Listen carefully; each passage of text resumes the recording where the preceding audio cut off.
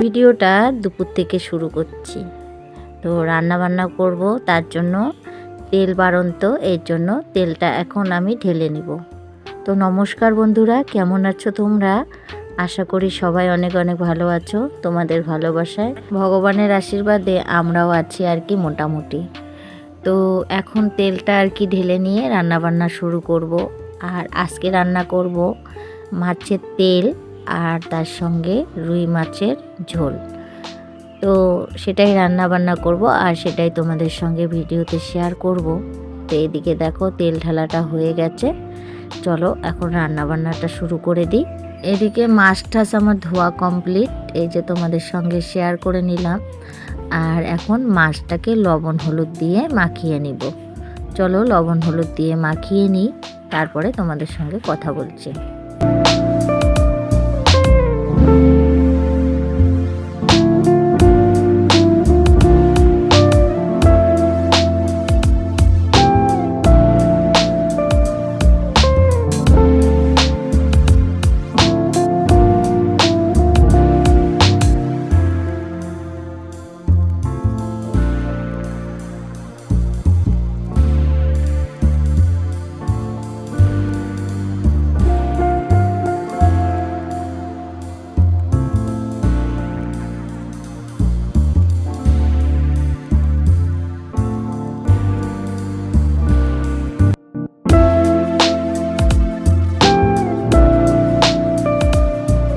ওইদিকে মাছটা আমি হলুদ লবণ দিয়ে মাখিয়ে রাখলাম।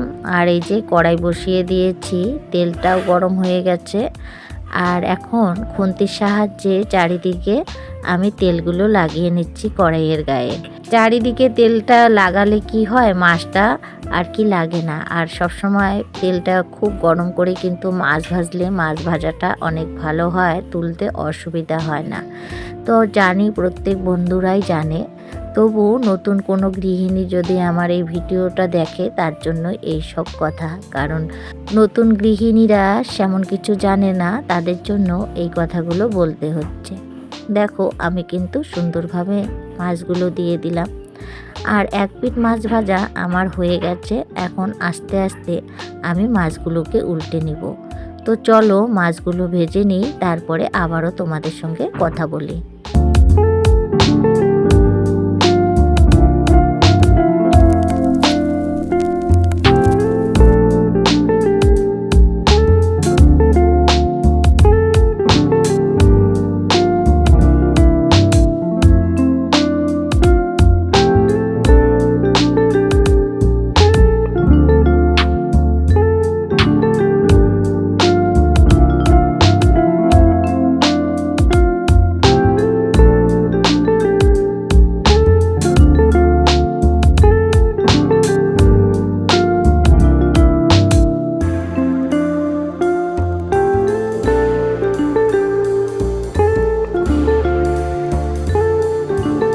একবারে তো সব মাছ ভাজা সম্ভব না, তাই দুইবার করে আমি মাছগুলো ভেজে নিলাম।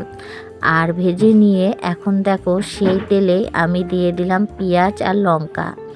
একটু মাছের তেল আছে তো সেটাই রান্না করব, তার জন্য পেঁয়াজ লঙ্কা দুই একটা রসুনের কোয়া দিয়েছি। তো সেদিনকে প্রথম আমি একটু রসুনের কোয়া দিয়েছিলাম, দেখেছি রসুনের কোয়া দেওয়াতে মাছের তেলটা অনেকটা বেশি স্বাদ হয়েছে। তার জন্য দুই এক কোয়া রসুনও আমি কিন্তু এখন থেকে ভাবছি যে মাছের তেল যখন বানাবো দুই এক কোয়া রসুনও দিয়ে দিব। সেই জন্য আজকেও কিন্তু দুই এক কোয়া রসুন দিয়েছি। যে কোনো জিনিস আমাদের কিন্তু একবার ট্রাই করতেই হয়, না করলে কিন্তু তার ভালো মন্দ ব্যাপারে কিছুই বোঝা যায় না। তো সেদিনকে প্রথমবার আমি একবার দিয়েছিলাম, দেখছিলাম ভালোই লাগে, তো এর জন্য আজকেও একটু দিয়ে দিলাম যে না ভালোই লাগবে।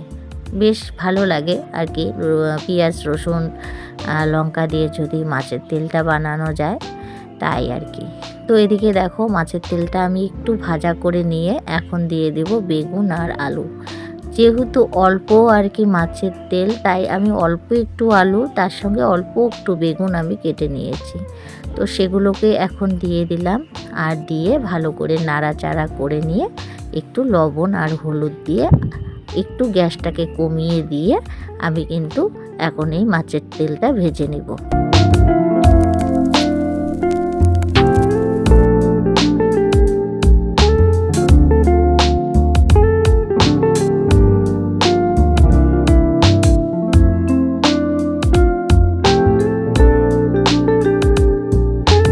লবণ হলুদ দেওয়া হয়ে গেছে। এখন ভালো করে নাড়াচাড়া করে নিয়ে আমি এটাকে ঢাকা দিয়ে সুন্দরভাবে আমি রান্না করে নিব।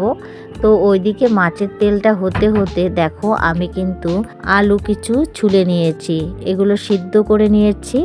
আর এই ছোট ছোট আলু দিয়েই কিন্তু আজকে মাছের ঝোল বানাবো।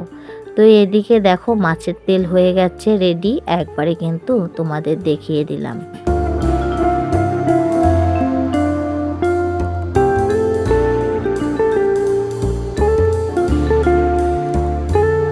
মাছের তেলটা নামিয়ে নিয়ে ওই কড়াইয়ের মধ্যে আর একটু তেল দিয়ে দিলাম। আর প্যাকেটে একটু দেখছি তেল আছে জমেছে, তো সেটাও একটু নিগড়ে দিয়ে দিলাম। আর এইদিকে জিরা সম্বার দিয়ে দিয়েছি। আর এখন দিয়ে দিলাম পেঁয়াজ সম্বার। এখন মাছের ঝোল করব জন্য আর কি আমি এটা বসিয়ে দিয়েছি। তো এগুলো এখন ভাজা ভাজা করে নিয়ে তারপরে কিন্তু আমি আলুগুলো দিয়ে দিব। আর এতক্ষণ থেকে যে সকল বন্ধুরা আমার এই ভিডিওটা দেখছো, তোমাদের যদি আমার ভিডিওটা ভালো লাগে তো প্লিজ একটি লাইক করে দিও। আর নতুন কোনো বন্ধু যদি আমার এই ভিডিওটা দেখে থাকো তো অবশ্যই আমার চ্যানেলকে সাবস্ক্রাইব করে দিয়ে পাশে থাকার অনুরোধ রইল। আর যে সকল বন্ধুরা এই কাজটা করে রেখেছো তাদের জানাই অনেক অনেক ভালোবাসা। এদিকে দেখো আমি কিন্তু আলুগুলো দিয়ে দিয়েছি। দুইটা আলু না একটু বড় ছিল, তাই না খুন্তির সাহায্যে আমি দুইটা আলু ভেঙে দিলাম। আর এখন আলুটাকে আমি সুন্দরভাবে ভাজা ভাজা করে নিয়ে তারপরে কিন্তু মশলাটা দিয়ে দিব। তো এদিকে দেখো আলুগুলো প্রায় ভাজা ভাজা হওয়ার দিকে। তো এখন আমি মশলা দিব। মশলার মধ্যে সেরকম কিছু না, সামান্য কিছুই, কয়েকটা কাঁচা লঙ্কা, 3টা শুকনা লঙ্কা, একটু জিরা আর একটু আদা, এটাই আমি বেটে নিয়ে এসেছি শিলনোড়ায়। আর এখন পরিমাণ মতো লবণ আর পরিমাণ মতো হলুদ দিয়ে এখন মশলাটাকে কষিয়ে নেব। তো চলো কষিয়ে নিই, তারপরে তোমাদের সঙ্গে আবারও কথা বলছি।